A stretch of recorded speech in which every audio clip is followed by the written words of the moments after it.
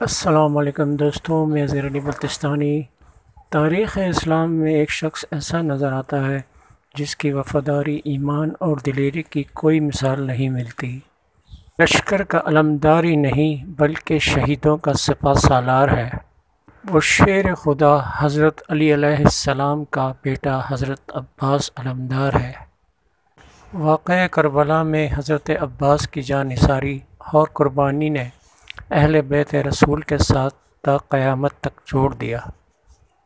باوجود اس کے کہ وہ نبی صلی اللہ علیہ وسلم کی نسل سے تعلق نہیں رکھتے تھے، مگر آل محمد میں ان کا عظیم مقام اور منزلت ہے۔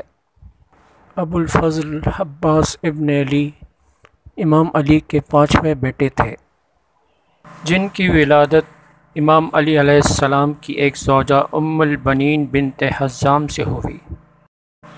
حضرت عباس ابن علی کا چہرہ نہایت ہی خوبصورت اور نورانی تھا۔ آپ بنی ہاشم کے خاص مردوں میں سے شمار ہوتے تھے، اس لیے لوگ آپ کو قمر بنی ہاشم کہہ کر پکارتے تھے، اور آپ کا بدن مضبوط اور آپ لمبے قد کے تھے۔ روایتوں کے مطابق جب آپ کی پیدائش ہوئی تو امام علی علیہ السلام نے اپنی گود میں لیا، انہیں عباس کا نام دیا، کانوں میں اذان اور اقامت پڑی اور ان کے بازوں کا بوسہ لیا اور رونے لگے۔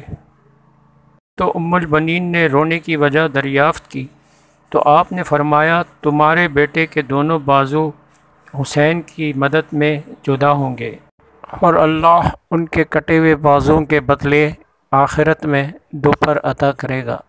حضرت عباس جنگ صفین میں شامل تھے اور مالک اشتر کی سپہ سالاری میں فرات پر حملہ کر کے پانی کا بندوبست بھی کیا تھا۔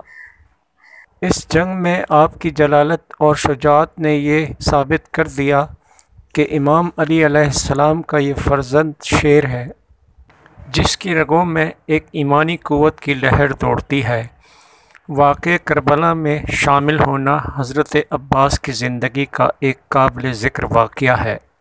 61 ہجری میں یزید بن معاویہ نے جب جبراً لوگوں سے بیعت لینی شروع کی اور امام حسین علیہ السلام مکہ سے کوچ کر گئے، وہاں حضرت عباس نے ایک زبردست خطبہ دیا اور یہ اعلان کر دیا کہ جب تک وہ زندہ ہے حسین ابن علی کی طرف کوئی نگاہ اٹھا کر بھی نہیں دیکھ سکتا، اور حسین علیہ السلام کو شہید کرنے سے قبل انہیں شہید کرنا ہوگا۔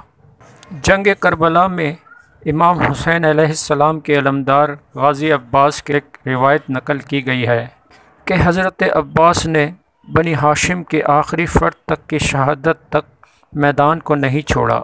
انہوں نے خیموں میں پانی لانے کا قصد کیا۔ آپ نے عمر بن سعد کے لشکر پر حملہ کیا اور فرات تک پہنچ گئے۔ بعض مقاتل میں آیا ہے کہ حضرت عباس نے ہاتھوں کے چولنوں کو پانی پینے کی قصد سے بھرا اور منہ کے قریب کیا اور پھر زمین پر گرا دیا۔ پانی بھر کر پھر فرات سے باہر آئے اور واپسی پر دشمن نے حملہ کیا اور آپ نے نخلستان میں دشمن کا مقابلہ کیا۔ زید بن ورقہ نے کسی خرمہ کے اونٹ سے آ کر آپ کے داہنے بازو پر ضرب لگائی۔ حضرت عباس نے تلوار بائیں ہاتھ میں لیا اور دشمن سے جنگ جاری رکھا۔ اسی دوران حکیم بن طفیل نے آ کر آپ کے داہنے ہاتھ پر وار کیا اور اس کے بعد حضرت عباس کے سر پر گرز مارا اور آپ کو شہید کیا۔ روایتوں کے مطابق حضرت عباس کی شہادت کے بعد امام حسین علیہ السلام آپ کی لاش پر حاضر ہوئے اور روتے ہوئے فرمایا کہ اب میری کمر ٹوٹ گئی اور چارہ جوئی کم ہو گئی۔